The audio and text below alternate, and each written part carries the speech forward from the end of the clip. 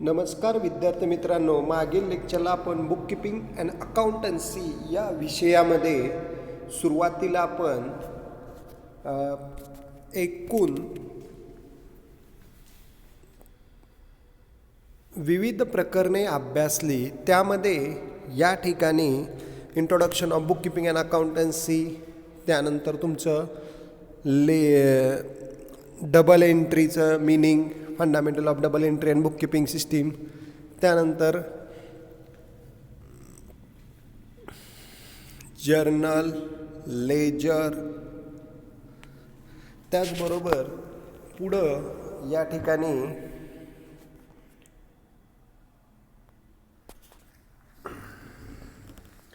Subsidiary books, त्यानंतर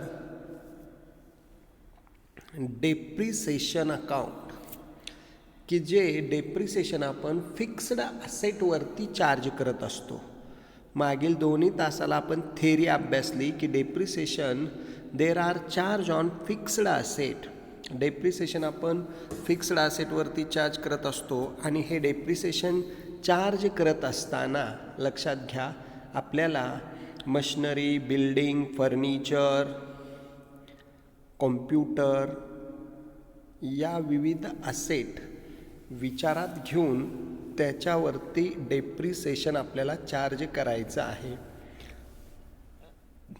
depreciation topic तुम्हाला 10 मार्कासाठी question पेपरमध्ये विचारला जाणार आहे.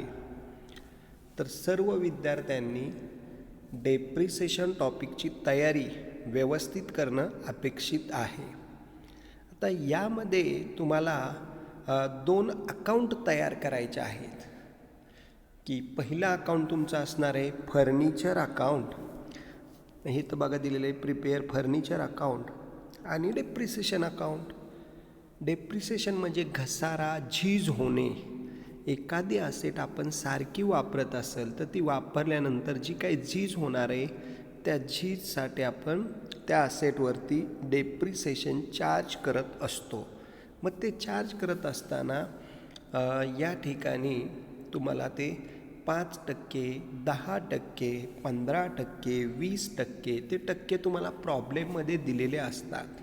आणि डेप्रिसिएशनच्या एकूण 2 मेथड आहेत. पहिली मेथड आहे तुमची फिक्स्ड इन्स्टॉलमेंट मेथड, किंवा त्यालाच आपण स्ट्रेट लाईन मेथड असं म्हणतो. आणि दुसरी मेथड आहे तुमची रिड्युसिंग मेथड. तर पहिल्यांदा आपण ही स्ट्रेट लाईन मेथड किंवा फिक्स्ड मेथडच अभ्यासणार आहोत. दरवर्षी डेप्रिसिएशन फिक्स राहतं, त्याला म्हणायचं फिक्स्ड मेथड. तर त्याचा प्रॉब्लेम आज आपण अभ्यासणार आहोत. आणि आपलं अकाउंटिंग इयर हे खूप महत्त्वाचं आहे की ते 1 एप्रिलला सुरू होतं आणि 31 मार्चला संपतं.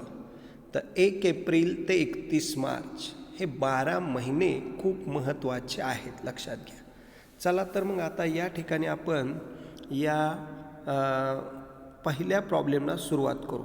बघा, प्रॉब्लेम सुरुवातीला मी व्यवस्थित वाचतोय, तुम्ही लक्ष द्या. तुमच्या टेक्स्टबुकमधलाच प्रॉब्लेम आहे. अमोल लिमिटेड, सातारा नाव दिलेलं आहे. परचेस्ड ए फर्निचर ₹5 लाख. म्हणजे अमोल लिमिटेडकडून आपण 5 लाखाचं फर्निचर घेतलेलं आहे, लक्षात घ्या. अमोल लिमिटेड आपली फर्म आहे, त्यांनी फर्निचर खरेदी केलेलं आहे 5 लाख रुपयाचं ऑन 1 एप्रिल 2015ला. म्हणजे अमोल लिमिटेड हा ओनर आहे, त्यांनी फर्निचर खरेदी केलेलं आहे 5 लाखाचं 1 एप्रिल 2015 साली.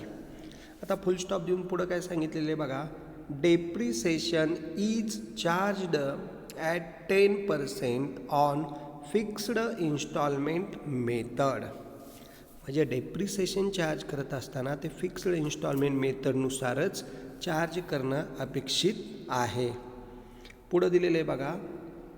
For the year ended as on 31 March, 31 March दिलेली आहे तारीख एंडिंगची. फॉर 3 इयर, 3 वर्षासाठी आपल्याला डेप्रिसिएशन चार्ज करायचं आहे, हे महत्त्वाचं आहे, लक्षात घ्या. आणि खाली दिलेले prepare furniture account and depreciation account, म्हणजे फर्निचरचं आणि डेप्रिसिएशनचं अकाउंट आपल्याला तयार करायचं आहे. चला तर मग या ठिकाणी हा प्रॉब्लेम व्यवस्थित आपण सॉल्व करू. सुरुवातीला बघा, in the books of Amol limited Satara, खाली दिलेलं आहे बघा फर्निचर अकाउंट. आता फर्निचर अकाउंट तयार करत असताना सुरुवातीला अकाउंट लक्षात घ्या कसं तयार करायचं आहे. हा तुमचा लेजरचाच फॉर्मॅट आहे, लक्षात घ्या विद्यार्थी मित्रांनो. यामध्ये कॉलम तयार करत असताना बघा डेबिट साईड, क्रेडिट साईड महत्त्वाचं. पहिला कॉलम आहे डेट, सेकंड पर्टिक्युलर, तिसरा जे आणि इथं अमाऊंट रुपीज. परत इथं डेट, पर्टिक्युलर, जे अमाऊंट रुपीज. तर या पद्धतीने आपल्याला हे कॉलम तयार करायचे आहेत, आपण तयार केलेले आहेत. आता याचं पोस्टिंग कसं करायचं ते समजून घ्या, कारण पहिलाच प्रॉब्लेम आहे. सर्वांनी नीट व्यवस्थित लक्ष द्या. आपण फर्निचर खरेदी केलं आहे, सिम्पल एंट्री मी इथं लिहितो, furniture account debit to bank account. लक्षात घ्या, फर्निचर टू बँक 5,00,000 ही जर्नल एंट्री आपण या ठिकाणी पास करणार आहोत. आणि त्याच जर्नल एंट्रीचं आपण लेजर पोस्टिंग करणार आहे. बघा या ठिकाणी फर्निचरच्या डेबिटला बघा 1 एप्रिल 2015 टू बँक अकाउंट 5,00,000 रुपये, म्हणजे फर्निचरच्या डेबिटला टू बँक 5,00,000 रुपये. आणि मग 1 एप्रिल 2015ला आपण फर्निचर खरेदी केलं आहे, तर वर्ष संपणार आहे बरोबर 12 महिन्यांनी पुढं 31 मार्च 16. बघा क्रेडिटला तारीख बघा 31 मार्च 16 आहे. बाय डेप्रिसिएशन अकाउंट, आपल्याला डेप्रिसिएशन अकाउंट लिहायचं. डेप्रिसिएशन हे वर्ष संपल्यानंतरच आपण चार्ज करतो, आकारतो, म्हणून बाय डेप्रिसिएशन अकाउंट. आता या 5,00,000वरती 10%, शेवटचा शून्य झाका, बरोबर 50,000 रुपये येणार आहे डेप्रिसिएशन. आणि मग समोरासमोर इथं चौकोन करून लगेचच 1-2 ओळी सोडून 5,00,000 डेबिटचे क्रेडिटला घेतले 5,00,000, आणि या 5,00,000मधून 50,000 वजा करायचे आहेत. जे ॲन्सर राहणार आहे ते आहे तुमचं 4,50,000. आणि त्याला तारीख द्यायची 31 March 16. By balance carry down 4,50,000.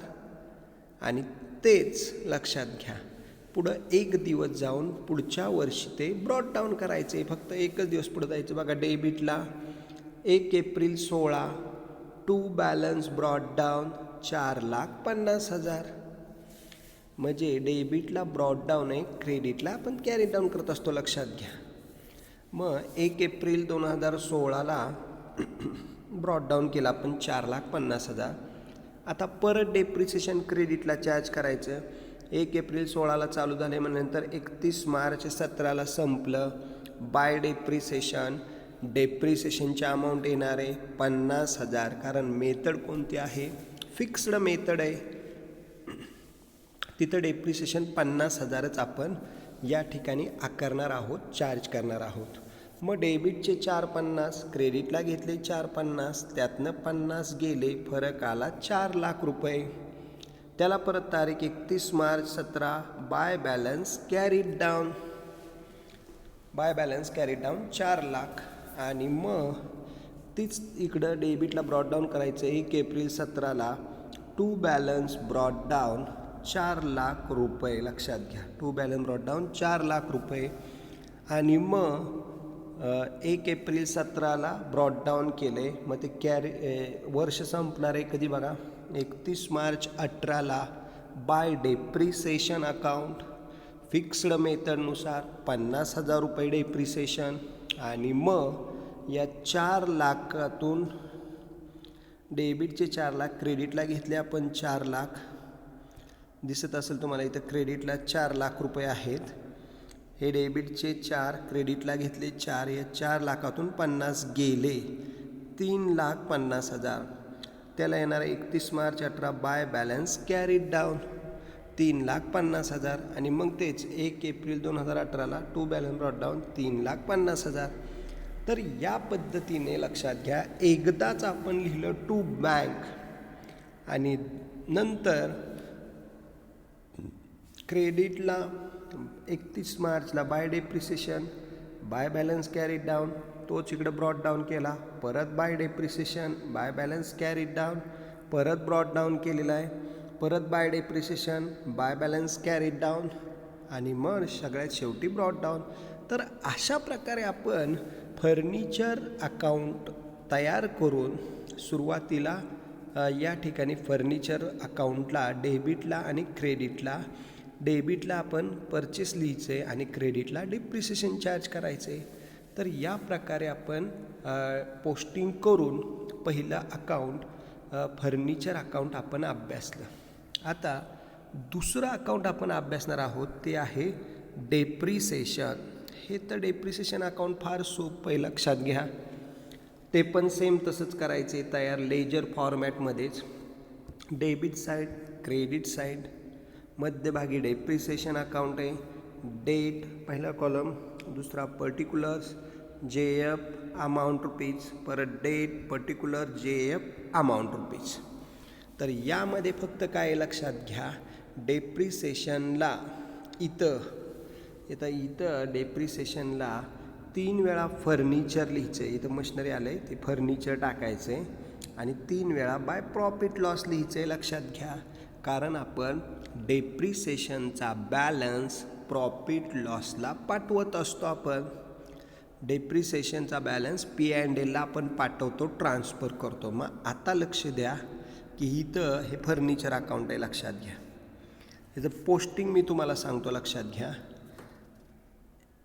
Furniture अकाउंटच्या क्रेडिटला 31 March 16 bye depreciation 50,000, म्हणजे फर्निचरच्या क्रेडिटला डेप्रिसिएशन, तर डेप्रिसिएशनच्या डेबिटला बघा, डेप्रिसिएशनच्या डेबिटला टू फर्निचर, या ठिकाणी टू फर्निचर 50,000, तारीख 31 मार्च 16, इयर एंडेच टाकायचे, क्लोजिंगची तारीख येणार आहे डेप्रिसिएशन अकाउंटला. 30 तारीख क्रेडिटला 31 मार्च 16 आणि डेप्रिसिएशनचा बॅलन्स बाय प्रॉफिट लॉस 50,000. मग समोरासमोर चौकोन घ्या, 50ला 50 टॅली झाले, ते वर्ष क्लोज झालं. असं 3 वेळा टू फर्निचर, 17ला परत सेम तसंच टू फर्निचर 50,000 बाय 17ला बाय प्रॉफिट लॉस 50,000, समोरासमोर चौकोन क्लोज करायचं दुसरं वर्ष, 50ला 50 टॅली.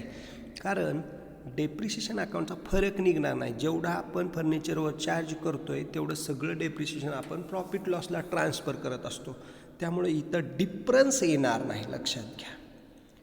परत पुढं लक्षात घ्या, 31 मार्च 18ला काय टू फर्निचर अकाउंट 50,000, मग बाय प्रॉफिट लॉस 50,000 आणि सगळ्यात शेवटी 50ला 50 टॅली, तेच खाली घेतोय आपण.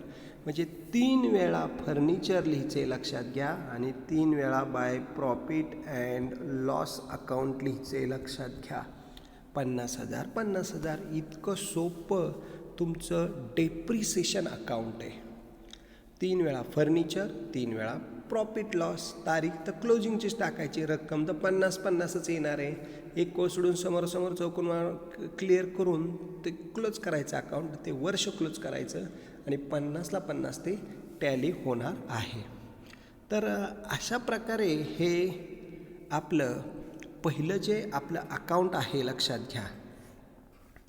फर्निचर अकाउंट हे महत्त्वाचं आहे, लक्षात घ्या. इथं फर्निचर अकाउंट आणि दुसरं आहे की या फर्निचर अकाउंटमध्ये डेबिटला परचेस येतं, क्रेडिटला बाय डेप्रिसिएशन टाकतो आपण आणि मग बाय बॅलन्स कॅरीड डाऊन, तोच नेक्स्ट इयरला ब्रॉट डाऊन करतो, परत बाय डेप्रिसिएशन. इथं फॉर 3 इयर आहे ना, मग 3 वेळा डेप्रिसिएशन आलं पाहिजे. बघा, बाय डेप्रिसिएशन एकदा, दुसऱ्यांदा बाय डेप्रिसिएशन, तिसऱ्यांदा बाय डेप्रिसिएशन, म्हणजे 3 वेळा डेप्रिसिएशन. तिथं आपल्याला सांगितले 3 वर्ष डेप्रिसिएशन चार्ज करा, म्हणून 3 वेळा बाय डेप्रिसिएशन आलेलं आहे.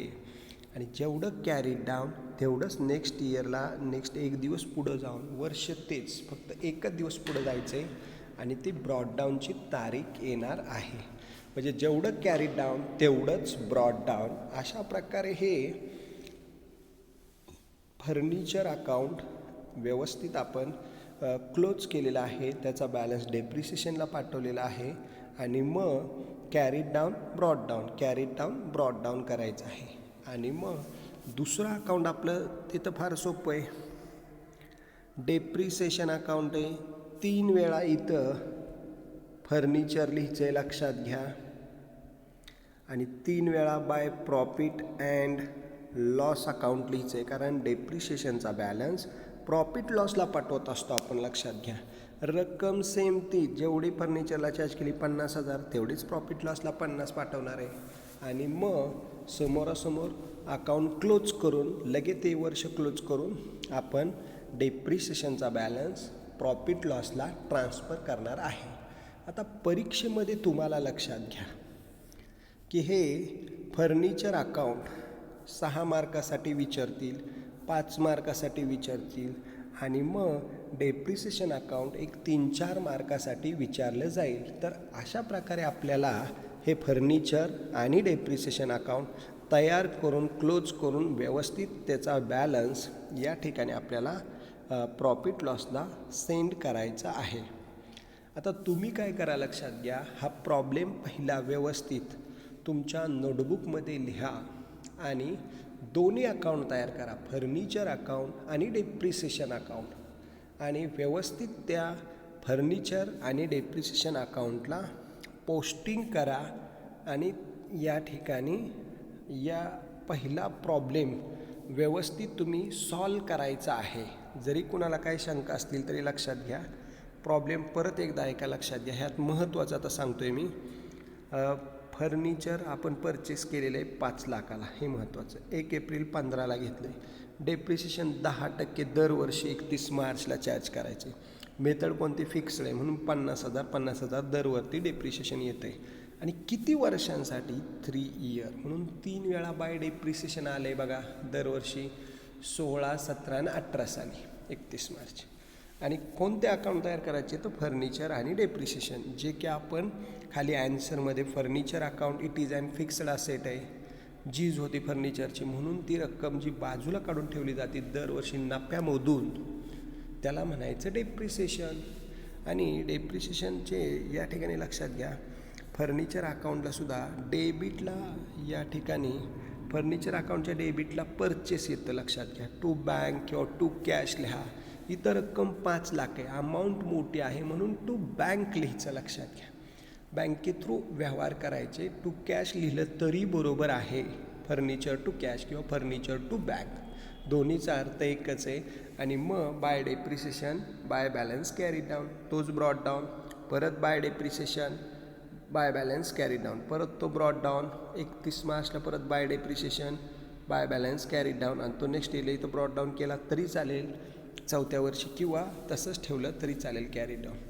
म्हणजे दोन्ही प्रकारे तुम्ही या ठिकाणी हे फर्निचर अकाउंट व्यवस्थित तयार करायचे, सॉल्व करायचा प्रॉब्लेम. आणि हे तुमचं डेप्रिसिएशन अकाउंट आहे ते सुद्धा व्यवस्थितरित्या तुम्ही 3 वेळा फर्निचर लिहायचं. इथं चुकून मशिनरी झालेलं आहे, लक्षात घ्या. ते पुढच्या प्रॉब्लेमचं झालेलं आहे, मशिनरी आणि झालेलं आहे. तर फर्निचर घ्या आणि बाय प्रॉफिट लॉस हे महत्त्वाचं, लक्षात घ्या. बाय प्रॉफिट लॉस अकाउंट डेप्रिसिएशनचा बॅलन्स P&Lला पाठवायचा आहे. रक्कम सेम 31 मार्च 16, इथं 31 मार्च 16 50,000. परत to furniture 50,000 by profit loss 50,000, to furniture 50 by profit loss 50. तर या प्रकारे आपल्याला हे फर्निचर अकाउंट आणि डेप्रिसिएशन अकाउंट तयार करायचं आहे.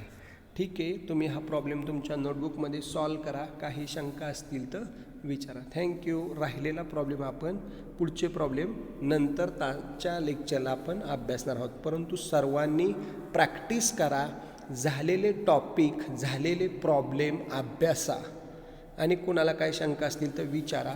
प्लस तुम्ही या ठिकाणी ऑब्जेक्टिव्ह पण लिहा. झालेले टॉपिक आहेत, टेक्स्टबुक खालचं ऑब्जेक्टिव्ह पण लिहा आणि झालेल्या टॉपिकचं प्रॅक्टिस करा, प्रॉब्लेम सॉल्व करा.